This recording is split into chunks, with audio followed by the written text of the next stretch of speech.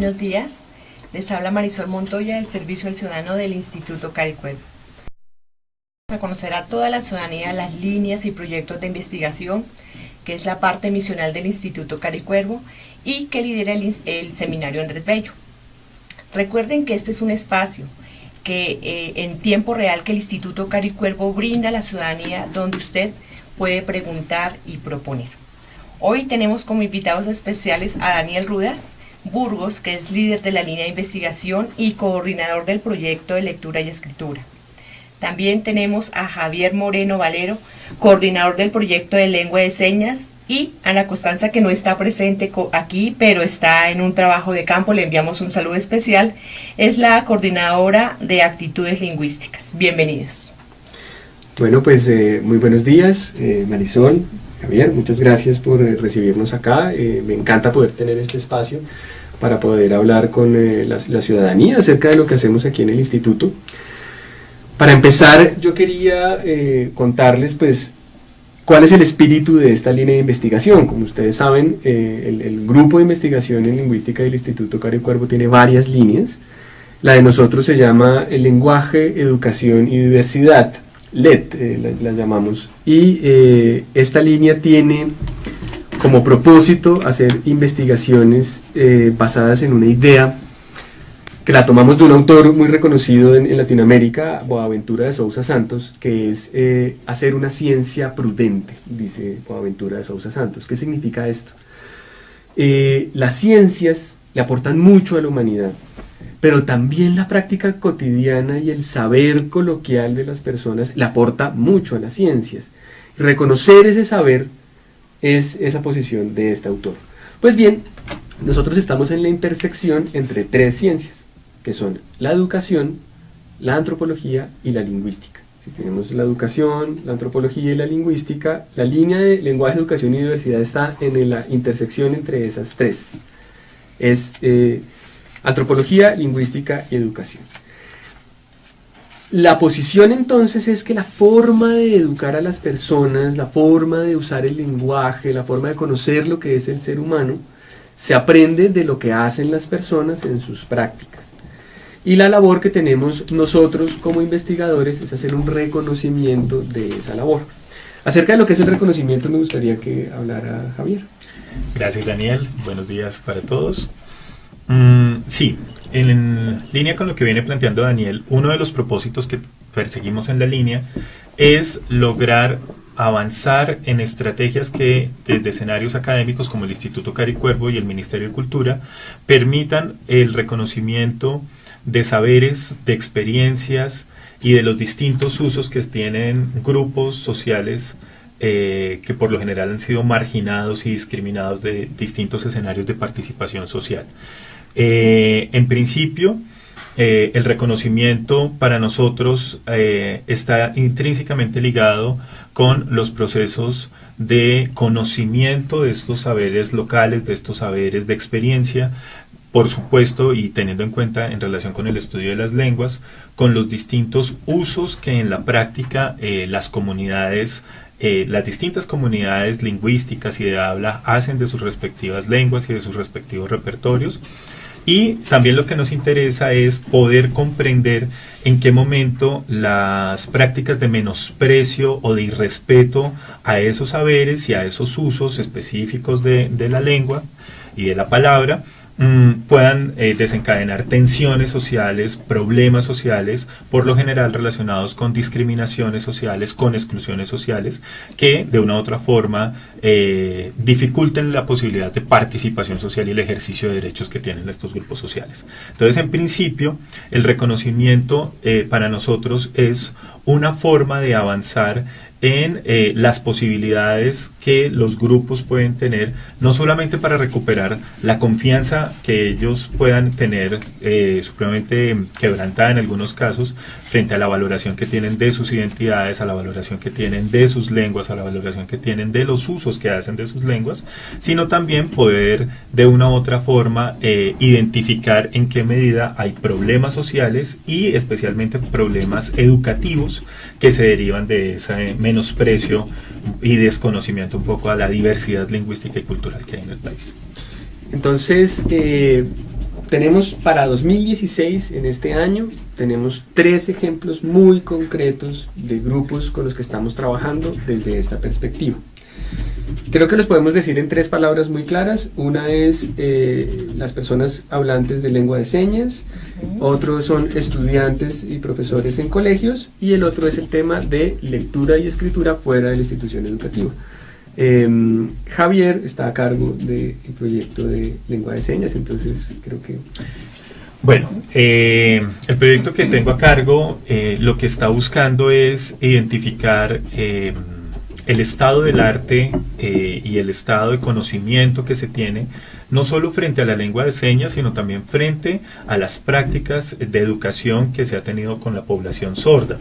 En este contexto nos llama la atención trabajar con la población sorda porque en la actualidad hay unas políticas públicas que entran en tensión y en encuentro cuando, pues por un lado ha habido unas luchas sociales históricas de la población que bajo la categoría de discapacidad han buscado acceder a una igualdad de derechos y a una apertura de espacios de participación, de vinculación laboral, por ende de participación en las escuelas y en las universidades, pero que por otro lado, específicamente para el caso de la población sorda, además tienen un sistema de comunicación propio que está no caracterizado por la oralidad y por la percepción auditiva, sino por las señas y por la configuración de señas que en este momento pues nos permite hablar de una lengua de señas colombiana especialmente. Entonces, en ese orden de ideas, lo que adelantamos en este proyecto es un rastreo y una documentación de qué conocimiento se tiene en 3 grandes campos. Uno, en relación con los procesos de educación con sordos. Hay distintas experiencias a nivel nacional. Unos son los procesos que se han adelantado desde las políticas públicas en Bogotá, otros son los que se han adelantado en otras entidades a nivel nacional, y estamos en la búsqueda de experiencias que hay hasta el momento de la educación con sordos y hasta qué punto la inclusión social ha avanzado en el reconocimiento de los sordos como una población no solo con igualdad de derechos, sino también culturales, sino que también nos interesa, así como las prácticas educativas con sordos, es el conocimiento que se tiene sobre la lengua de señas y sobre especialmente lo que tiene que ver con la planificación lingüística de la lengua de señas, es decir, las posibilidades que en la actualidad tiene la lengua de señas para responder a distintos escenarios laborales, sobre todo, por ejemplo, en procesos de formación a nivel de educación superior. Es fundamental saber qué tipo de modernización requiere la lengua de señas para poder responder a estos procesos de formación, pero también las funciones sociales que están cumpliendo la lengua de señas y el español escrito, que es la segunda lengua o la lengua que también estarían aprendiendo la población sorda para poder interactuar con la sociedad nacional y pues con la inmensa comunidad oyente a la que hacemos parte la mayoría. Vamos a poder ofrecer finalmente un balance de en qué está el conocimiento, cuáles son esas líneas de profundización que hay que hacer, en dónde habría que empezar a explorar no solamente procesos de planificación lingüística, sino también estrategias pedagógicas que permitan fortalecer las competencias comunicativas de los estudiantes sordos y de los sordos en general, tanto en lengua de señas como en el español escrito, pero además, ligado con el tema del reconocimiento, nos interesa también poder apoyar espacios de apertura a un reconocimiento cultural de los sordos. Todavía sigue siendo una población que está no solo un tanto invisible en las prácticas sociales colombianas, sino que está directamente vinculada con el tema de enfermedad auditiva, de deficiencia auditiva, de discapacidad, y pues lo que nos interesa desde el Instituto y desde el Ministerio de Cultura es poder también darle un estatus visible como un grupo cultural particular. Muchas gracias, Javier. Sí, la profesora Nancy Rosso había hecho unos aportes muy importantes trabajando con la comunidad de sordos. Hemos estado trabajando de la mano junto con ella, como seguir el camino. Digamos, el instituto sigue moviéndose en el apoyo de estas comunidades y de esta lengua, que es una tradición que ya viene en el instituto. Sí, sobre todo, perdóname Dani, en el desarrollo del diccionario de lengua de señas, que ha sido el trabajo que también ha acompañado desde hace bastantes años el instituto, pero que también es importante, además de la generación de diccionarios y la complementación de la gramática, por ejemplo, de lengua de señas, cómo poder comprender los usos de la lengua de señas y dónde están las mayores dificultades para el fortalecimiento de los sordos como grupo cultural. Muy bien. Sí, nosotros este año por primera vez vamos a tener 2 estudiantes maestrantes con y el programa Relevo para que nos presten las herramientas y nos den toda la capacidad de enseñanza para nosotros estar preparados y recibirlos y poder interactuar con ellos. No, fantástico, Sí, maravilloso.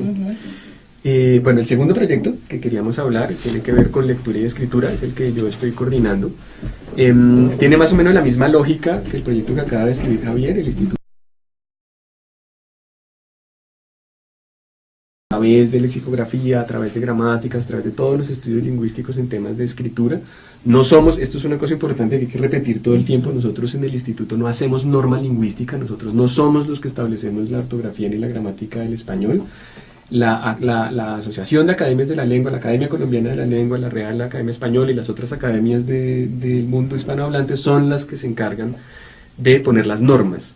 En el instituto investigamos acerca de los usos, ¿sí? A veces esa frontera no es tan fácil de establecer, pero en este caso es muy claro y ya van a ver cómo es el asunto en este proyecto. La educación en lenguaje se centra en la educación en la escritura y en la educación acerca de la norma de cómo escribir. De hecho, la mayor parte de los niños en nuestro país se les enseña la ortografía desde el principio y cómo son las normas de componer una oración, un párrafo, un texto, y el éxito pues no ha sido muy grande en Colombia como en el resto del mundo, digamos, no es una cuestión solamente a nivel nacional, sino en el mundo el tema de enseñar a escribir no es tan fácil. Por otra parte está la promoción de lectura y la promoción de escritura, que hemos tenido ahí sí unos avances muy importantes en Colombia, en bibliotecas fundamentalmente, y con la labor que se ha hecho en temas de promoción, hay gente muy experimentada, con algunas personas he tenido ocasión de hablar, que tienen unos argumentos importantes al respecto de amar te da nuevos referentes, te ayuda a participar políticamente, te ayuda a formarte como persona, bueno, a tener imaginación. Si uno lee la documentación de la UNESCO, por ejemplo, al respecto de lectura y escritura, ahí te encuentras como todos los propósitos que hay, que se encuentran en el arte de escribir. Y uno se preguntaría, bueno, nadie te va a sostener en una entrevista, y ¿sabes qué? Yo creo que no hay que leer ni escribir, yo creo que nadie te va a decir eso. Todo el mundo está de acuerdo que leer y escribir es maravilloso, pero poca gente lee y escribe. Hay una cuestión importante, y es que hay gente leyendo y escribiendo fuera del ámbito escolar y de las bibliotecas. Y estas personas que escriben fuera del mundo académico. ¿A qué me refiero? En este momento estamos trabajando en 3 lugares particularmente. El primero es en Guatavita, en un grupo de lectura y escritura que surgió por los intereses de unos jóvenes profesores y unos de sus estudiantes allí del municipio que se reúnen ocasionalmente. Aquí tuvimos, si ustedes miran en el canal de YouTube del Instituto Caro y Cuervo, este grupo se llama Ulular. Ojalá lo pudiésemos poner como un link en este Hangout. Ulular lo hicimos a finales del año pasado, el lanzamiento de la revista que ellos mismos hicieron con sus propias manos y financiado por sus propios medios, a la manera en la que ellos consideran que tienen que leer y escribir, ¿no? Le mezclan cosas de internet, cuentos de terror, reflexiones existenciales, es una cosa bien interesante. También tenemos el caso de una mujer mayor que solo hizo hasta segundo de primaria en su infancia y que hoy, siendo ya mayor, compone de forma escrita textos que son coplas, hablando de la violencia en Colombia, de temas religiosos, de temas familiares. También tenemos el caso de los campesinos en Chipaque, tengo un estudiante que está trabajando ese tema dentro de este proyecto. Usos de la biblioteca, ¿dónde están las personas que leen y escriben espontáneamente? Esas personas no utilizan la ortografía dominante, ¿sí? Hay un montón, van a aparecer un montón de... La coma no va a estar bien puesta, el punto y coma no está muy bien, escriben asesinar mezclando S, zetas de cualquier manera, ¿sí? Sin embargo, está muy vinculada con su subjetividad, está muy vinculada con sus formas de participación, pero no está muy vinculada con la industria editorial de las publicaciones, ni está vinculada con las instituciones académicas. Mi hipótesis es que nosotros podemos aprender de estas personas que están leyendo y escribiendo acerca de cómo motivar efectivamente a leer y a escribir. Y pienso que hay que invertir la relación. Primero hay que motivarse y querer y que eso sea pertinente y significativo. Y más adelante miramos la norma. Yo soy aficionadísimo a la norma, a mí me encanta y yo trato de... Yo pongo punto al final, cuando escribo una línea en un chat, yo pongo el punto al final, así hayan dicho en la prensa que eso le quita confiabilidad. No, yo pongo tildes, todo, y abro y cierro los signos de interrogación y de admiración. A mí me encanta la ortografía. Tienes que desear tener buena ortografía, eso no puede ser una obligación. Y para eso, primero tienes que escribir. Para apoyarme en esta investigación este año, tengo un grupo de 6 voluntarios que son estudiantes de diferentes carreras de la Universidad Javeriana, quienes yo les dicté clases de sociolingüística en los años anteriores, y ellos están haciendo proyectos pequeños junto con la población. Yo aprovecho este espacio para agradecerles. El grupo está funcionando con un nivel muy alto de académico, estamos leyendo y trabajando muy fuertemente. Esa es la estrategia que estamos utilizando para este tema de lectura y escritura. El tercer tema, el tercer proyecto que estamos trabajando tiene que ver con actitudes lingüísticas. Me gustaría que... Sí, es el proyecto que tiene a cargo nuestra compañera Ana Constanza Rodríguez, que articulado con los dos proyectos que hemos presentado, ella se está enfocando en trabajar con docentes de enseñanza del español como lengua materna. ¿Cuáles son las actitudes lingüísticas que tienen frente a la lengua, por un lado, y frente al uso de la lengua? Aquí quiero aclarar que, como lo venía mencionando Daniel en relación con la norma lingüística, que es básicamente un deber ser de cómo usar la lengua, y en este caso de cómo escribir en los proyectos que tú trabajas, pues en el caso que está trabajando Ana Constanza, ella lo que quiere mirar es cómo esas valoraciones prescriptivas, ¿no? Que del cómo se debe hablar, del cómo se debe escribir, del cómo se debe usar el español como lengua materna, están en juego en los procesos de enseñanza del español que están desarrollándose en los colegios de Bogotá en este momento. En principio, lo que ella ha planteado es la importancia de reconocer ¿cuáles son las actitudes que como docentes tenemos frente a la lengua? A veces tendemos a ser un poco gramáticos, a veces tendemos a ser un poco puristas frente al uso de la lengua, y uno de los, incluso puede constituirse a veces una barrera para poder tener ese deseo, no solo de escribir y de leer, sino también de usar, de conversar, ¿cierto? De participar con el uso mismo de la lengua, puede obedecer por unas... actitudes que en las prácticas de enseñanza o en las prácticas educativas te censuran las formas coloquiales o lo que llamaríamos vernáculas del uso de la lengua, ¿sí?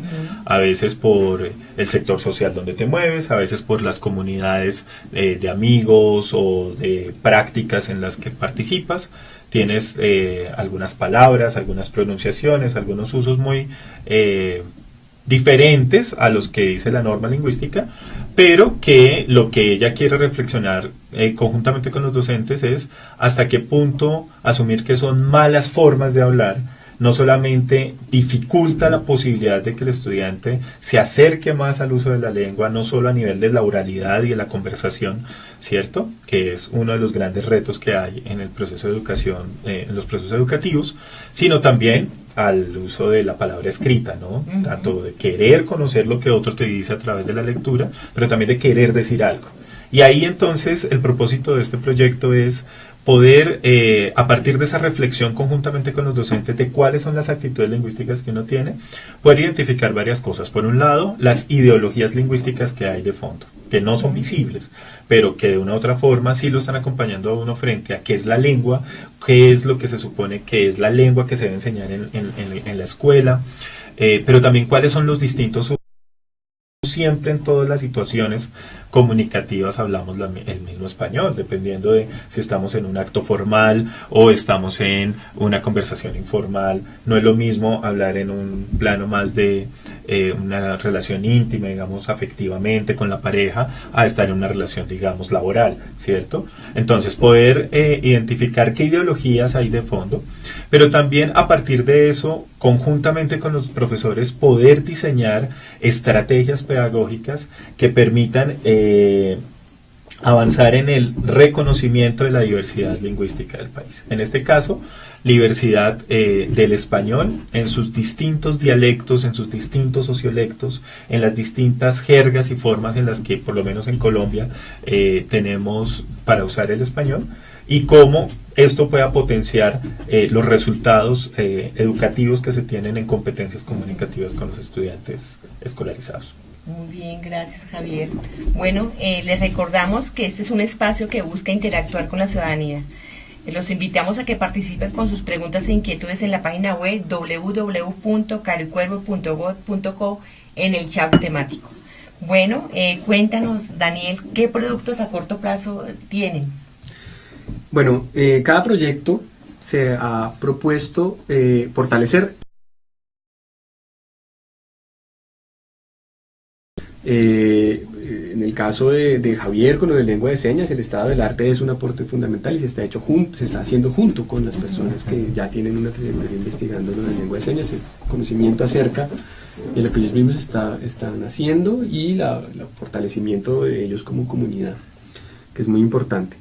En lectura y escritura vamos a fortalecer la escritura de las coplas, de las prácticas en las bibliotecas, del grupo de lectura con el que trabajamos, Ulular. Las reflexiones que estamos haciendo son en conjunto junto con las comunidades, también para hallar cómo fortalecer la enseñanza de la lectura y la escritura. Entonces hay un fortalecimiento en las comunidades. Y Ana Constanza, de una forma muy bien jalada, van a verlo porque esto va a estar muy chévere, son unos talleres en los que se hace la reflexión sobre las variedades lingüísticas y los estudiantes y profesores de los colegios, qué hacer al respecto y cómo mejorar la práctica junto con ellos, que era lo que decía al principio de una ciencia prudente, ¿no? Entonces, en primer lugar, lo que hay es un trabajo junto con las comunidades. En segundo lugar, hay una participación en el Sistema Nacional de Ciencia y Tecnología, que es muy conocido por los académicos, los ítems que hay que subir en los asuntos de conciencias para participar en las redes académicas formales. Estos son artículos avalados por pares en revistas altamente prestigiosas de investigación en estos tres campos, antropología, lingüística y educación, que son los que nos convocan. Ya tenemos los artículos en un estado avanzado, son versiones preliminares. Aquí en el instituto es muy exigente la escritura, se imaginarán. Esperamos después de la mitad de año estar enviando las revistas para publicación y tener artículos publicados. ¿Qué más, Javier? Ustedes tienen un blog. Bueno, eso hace parte del trabajo que hemos hecho junto con los estudiantes de la Javeriana y que atraviesa los tres proyectos. Es LED, lenguaje, educación y diversidad.caricuervo.com. Está en construcción, pero ya tiene alguna información relevante ya subida. En este blog ponemos las actividades que nos llaman la atención, los eventos a los que vamos, las sugerencias acerca de cómo investigar, avances de las investigaciones. Es un blog que nos sirve mucho para nuestra comunidad, o sea, las personas con las que trabajamos las investigaciones, los estudiantes que asesoramos los diferentes proyectos. Es un espacio que deseamos que sea de comunicación con las nuevas tecnologías y por eso escogimos el formato blog. Esperamos que esté listo hacia final de año, pero pueden irlo mirando. Bueno, sí, muy bien, hay que irlo mirando. Y nos cuentas, por favor, para estar en redes. Anunciaremos. Bueno, hay algo, tú tienes un producto, tú escribiste un libro. Cuéntanos, por favor. Bueno, el proyecto anterior, de 2013, de esta línea de investigación, tenía que ver con servicio al ciudadano. Sí. El proyecto resultó en algo muy interesante que fue el que inspiró este tipo de proyectos y es, ¿cómo mejoramos la forma en la que hablan los servidores públicos en las ventanillas de atención al ciudadano? Piensen en la registraduría, vengo a pedir una cédula de ciudadanía. Los servidores públicos de diferentes zonas, especialmente en los lugares más difíciles del país, ya tienen un conocimiento que no es muy reconocido acerca de cómo lograr comunicarse con la diversidad poblacional del país. Aquí quiero aprovechar a agradecer a varias personas, a Luz Cristina Jiménez, que está trabajando creo aún en la registraduría y que hizo equipo junto con nosotros para eso. Creo que ahí podríamos hacer cosas. La profesora Genoveva Iriarte fue la que tuvo la idea de hacer esta investigación y quien nos invitó inicialmente. hicimos una reflexión inicial acerca de la antropología, la lingüística y la educación, cómo se articulaban para hacer un aporte a este tema del servicio al ciudadano. Se llama El habla en el servicio al ciudadano. En ese texto prometemos unos textos posteriores, están en construcción, recogimos una vasta cantidad de información y bueno, la idea es seguir trabajando también en ese asunto. El libro se consigue aquí en la librería Yerbabuena, si quieren conseguirlo, es una cartillita corta, El habla en el servicio al ciudadano. Por supuesto, sí. Y bueno, Daniel, cuéntanos, investigas de tu línea de investigación, lenguaje, educación y diversidad. ¿Qué espacio, qué lugar tiene dentro del instituto? A mí me gusta pensar que es, mire, voy a aprovechar a hacer otro agradecimiento, que es a la doctora Carmen Millán, la directora, que en 2013, cuando ella entró, 2013 fue, nos puso como investigadores el reto más grande y poderoso que uno puede tener, que es, haz lo que quieras. Y piénsatelo bien, ¿qué es tú lo que quieres hacer? Entonces fue recoger el aprendizaje de eso, de lenguaje ciudadanos y decirnos, bueno, ¿qué es lo que nosotros queremos? Esa pregunta para nosotros pasó por ¿qué es el lugar en donde nosotros estamos? Rufino José Cuervo, don Rufino, hizo su investigación para el Diccionario de Construcción y Régimen en los márgenes del poco papel que lograba encontrar aquí en Bogotá, detrás de esquelitas, marcapáginas, recibos sobrantes, una caligrafía preciosa. En los archivos aquí de Yerbabuena está ese material, con una disciplina tan asombrosa que le da nombre a este instituto como ese diccionario. Y ese espíritu de esa disciplina es el que tenemos en todas las líneas de investigación y el que nosotros dijimos, bueno, queremos compartir y con eso queremos hacer esta línea de investigación. Sin embargo, los que estamos en esta línea de investigación no somos lingüistas, ni tampoco literatos, ni licenciados en lenguas, somos antropólogos. La antropología es la ciencia que estudia la cultura, esa es una de las definiciones de antropología. Nuestra pregunta es, ¿qué de la antropología puede hacer un aporte sustancial a los estudios sobre la lengua en el Instituto Caro y Cuervo y cómo, desde ese punto de vista, podemos continuar con tradiciones como la de la lengua de señas, como la de la escritura, como la de la dialectología, que son los 3 proyectos que tenemos hoy? Y ese es el lugar de nuestra línea de investigación. Antropología se había hecho en el Instituto Caro y Cuervo antes, desde el punto de vista de estudios sobre lenguas indígenas, que por cierto esa línea está muy fuerte y trabajamos llave con ellos. Antropología se había trabajado ya en el portal de lenguas de Colombia, y también antropólogos trabajando. También es continuar con esa tradición, pero este punto de vista del reconocimiento, de la ciencia prudente, de la cultura aportándole a la ciencia, es el lugar de esta línea de investigación. Muy bien, Daniel, gracias, la verdad, por venir, estar aquí con nosotros participando en este Hangout y mostrar estas líneas, estos proyectos tan interesantes que hace el Instituto Caro y Cuervo y que están desarrollando. Y bueno, ¿cuál es la visión de este proyecto? Bueno, un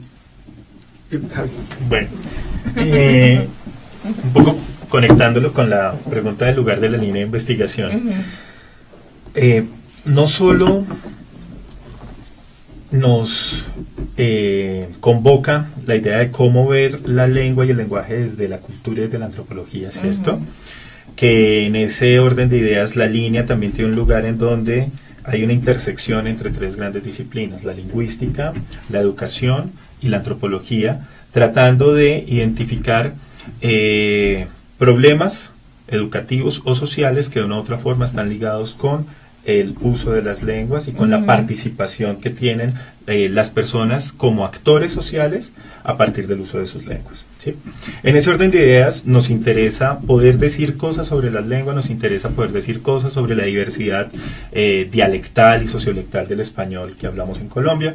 Nos interesa también poder decir más adelante, esta es una proyección de mediano plazo, aspectos sobre algunas lenguas indígenas del país, pero queremos señalar que nos interesa es verlo en relación con una visión del hablante como un actor social. Para nosotros es fundamental entender que cuando una persona está participando en una organización política, en un escenario de aula, en un ejercicio docente, en relación con una interacción como funcionario público o como ciudadano en general, La lengua es un motor para posibilitar cosas, pero también las situaciones comunicativas pueden dificultar procesos de participación y, como lo decíamos hace un rato, de ejercicio de derechos.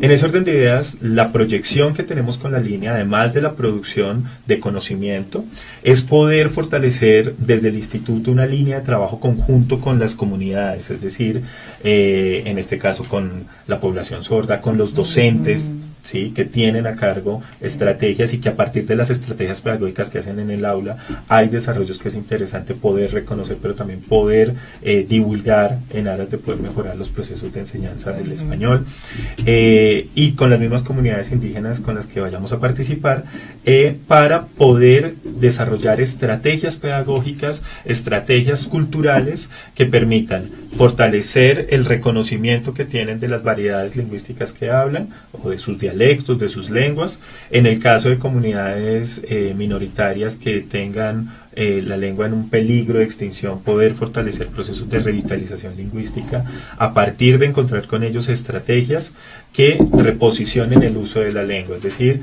que lleven a estudiar las funciones sociales que cumplen, las funciones sociales que han perdido esas lenguas nativas, o en el caso de la lengua de señas, las funciones que cumple la lengua de señas para la población sorda, y a partir de desarmar un poco los procesos de discriminación social que hay, amparados o apoyados en la valoración que tenemos de una persona por su forma de hablar, o porque sencillamente no habla lo que tendríamos en mente como una lengua estándar, o la lengua estándar que todos deberíamos hablar, sino poder avanzar en ese reconocimiento de esa diversidad cultural, pero de la mano con las comunidades, que en última son los hablantes y usuarios de las lenguas.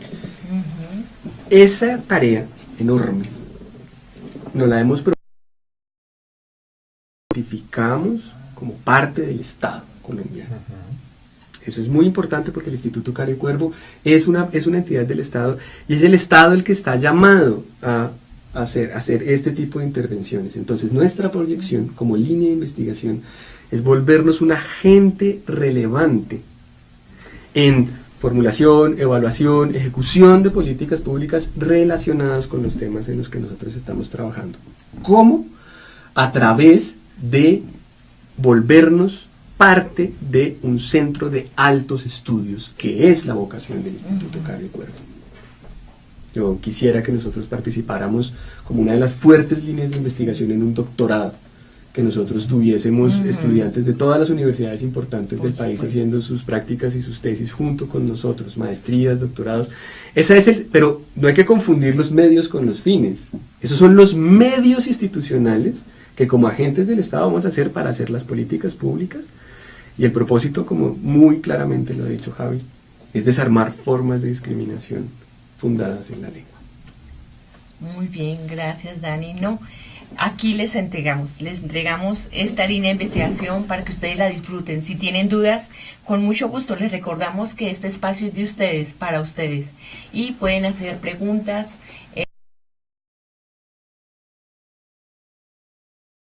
Muchas gracias Daniel, Javier y Anita también, que está en su trabajo de campo, también la saludamos. Muchas gracias.